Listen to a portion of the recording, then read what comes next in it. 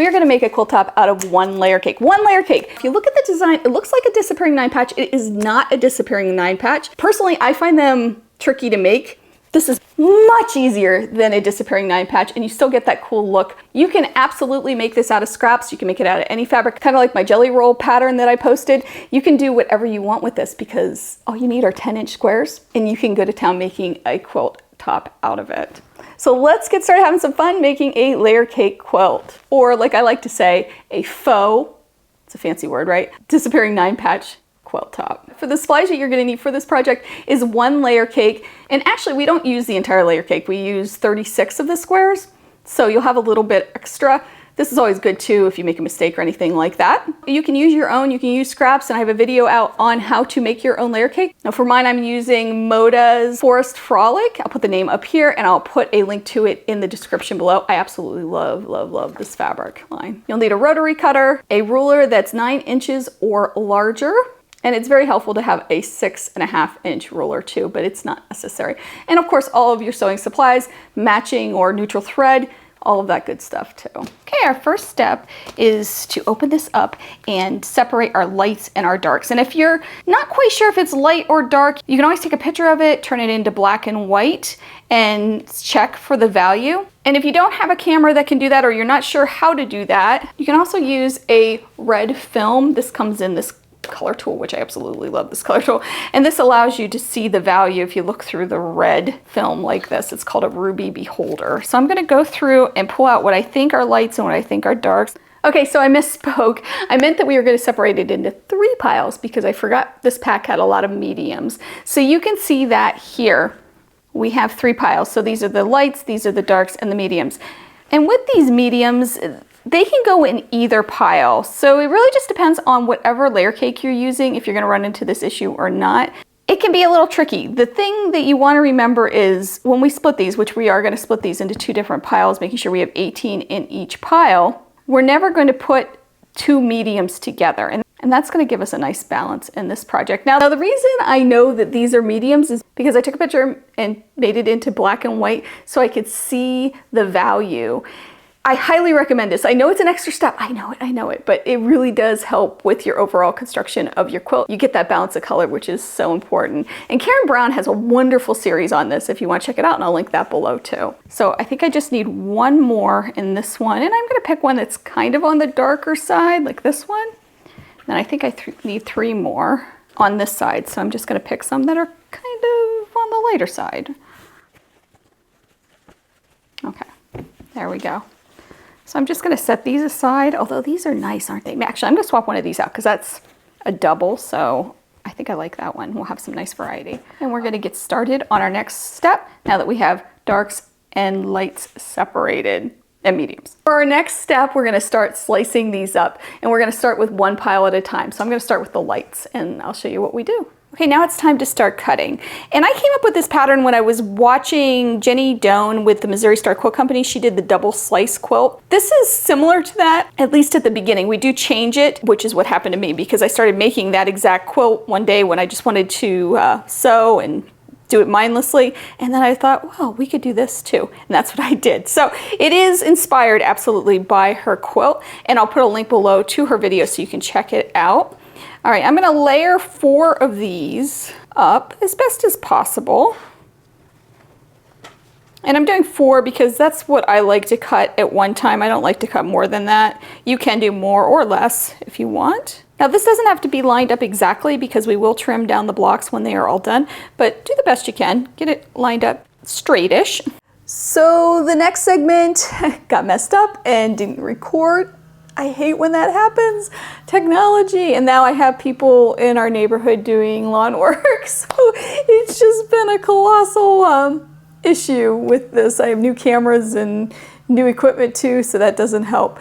I will show you how to cut these, but I am going to use just some of the leftover pieces that I had. You will do this process to both of the sets, and I'm going to show you how to do that now. Okay, because I am nervous that this isn't going to record again, I'm only using 1 layer, but you would normally have 4 or so. You don't want to do more than 4, or I don't want to do more than 4 because I don't seem to cut as accurately, but that's completely up to you. So the first way to do it is to take a 6.5-inch ruler, which is great, and simply line up the one edge. We are going to be trimming these blocks down, so you don't have to be too worried about that, but get it as close as possible. I line it up so it's nice and straight, and then I cut.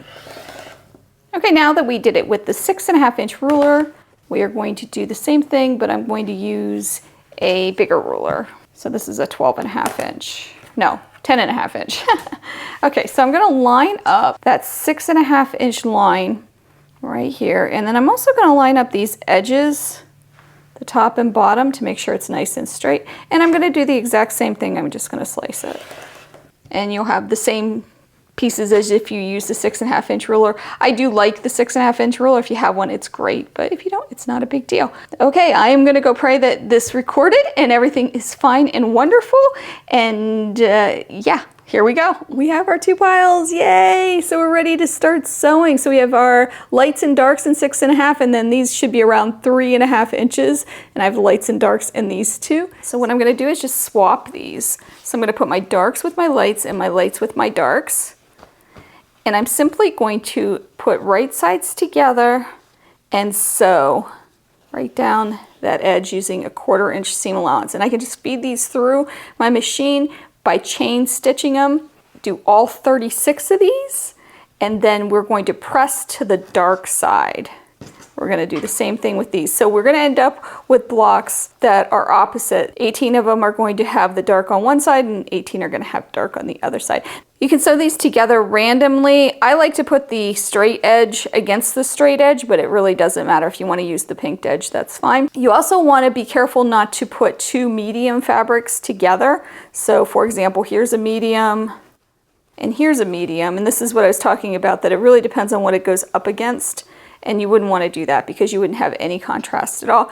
The other thing you want to pay attention to is that you want to make sure that these are not the same combinations too. So all you have to do is take one of these piles, it doesn't matter which one, we'll do this one, and just take the top piece and put it to the bottom. Let's get started sewing these all together using a 1/4 inch seam allowance.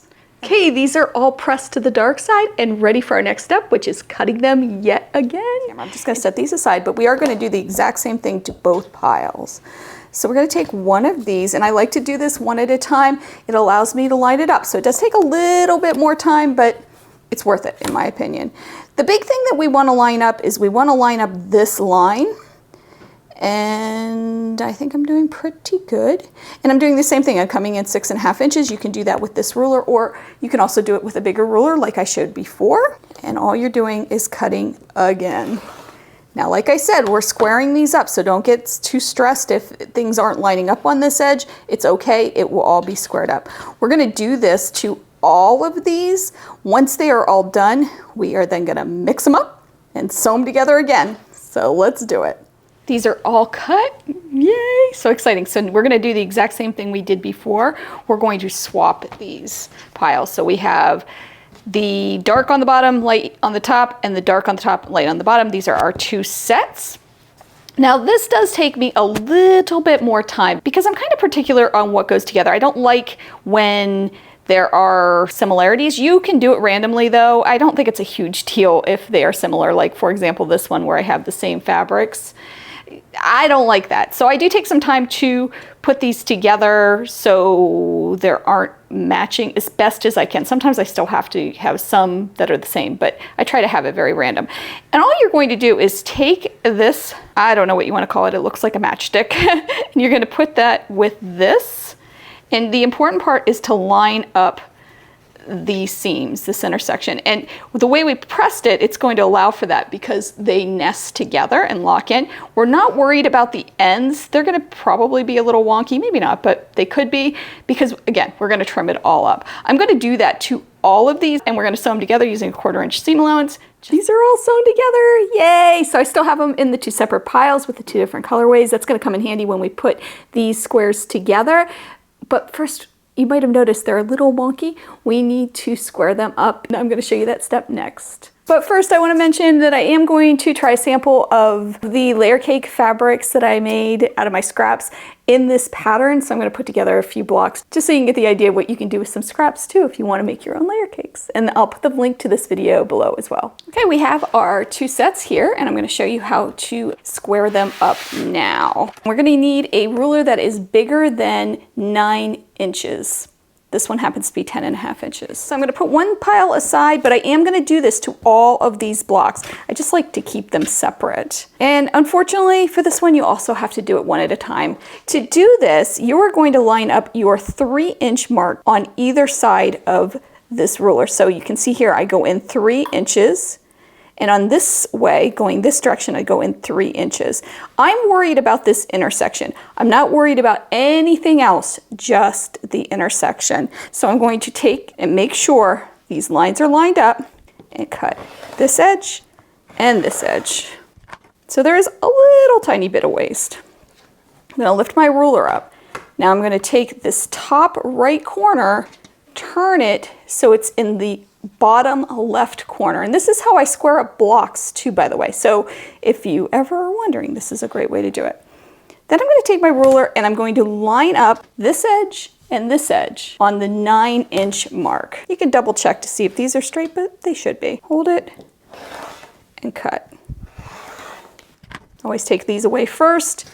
And you can see you have a perfectly squared up block that's 9 by 9. I'm going to keep going and do that for all of these. So these are all done. They're all squared up and they're wonderful. I love them. I'm going to show you the block layout I chose. Although there are many ways to do this, you can lay these out however you want. It's your quilt. The way I did it is I took 4 of these to make a bigger block, and I'll show you that now. So I took a light corner here with a light like that. And then I took another one of the lights.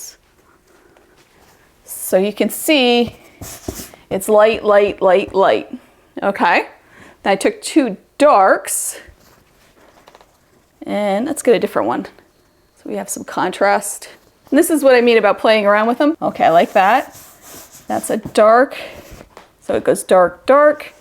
And this one, dark, dark, dark, dark, light, light, light, light. My rule, and I like to make rules when I'm doing anything like this because it helps me stay on track.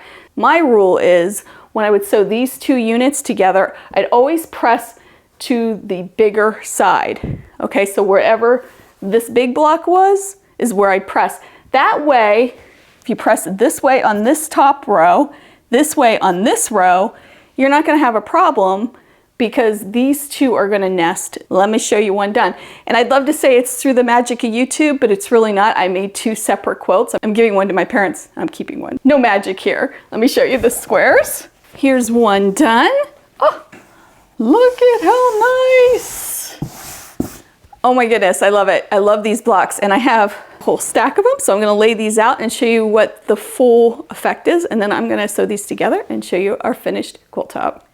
Isn't this great? So I put 3 of these big blocks across the top and 3 up and down. That's gonna give you a quilt about 51 by 51 inches, which is wonderful because you get a nice size lap quilt for the fall. This would also make a wonderful charity quilt. It works up so quickly. As promised, here is the sample I made out of the Make Your Own Layer Cake video fabric layer cakes that I made during that video. Boy, I don't know how to word that, but that's the way it was worded and that's the way it is. You can check that video out. I'll put a link below. I'll also put a link at the end. Definitely you could use your scraps for this, but if you want to, you can also use the convenience of these wonderful layer cakes too that you can purchase. I'm gonna sew all of these together and I'll meet you back here with the final quilt top. Okay, it is all done. Let me see if I can hold it up. Oh my goodness, I love this. I'd love to hear your thoughts on this. I want to know if you try it, all of that wonderful stuff. I can just see this with like Christmas fabrics or even baby prints or novelty prints, all kinds of ideas. So let me know if you are going to make one. I hope you have a wonderful day. I hope you take some time to sew. I hope you give this a try and I'll see you real soon. Bye.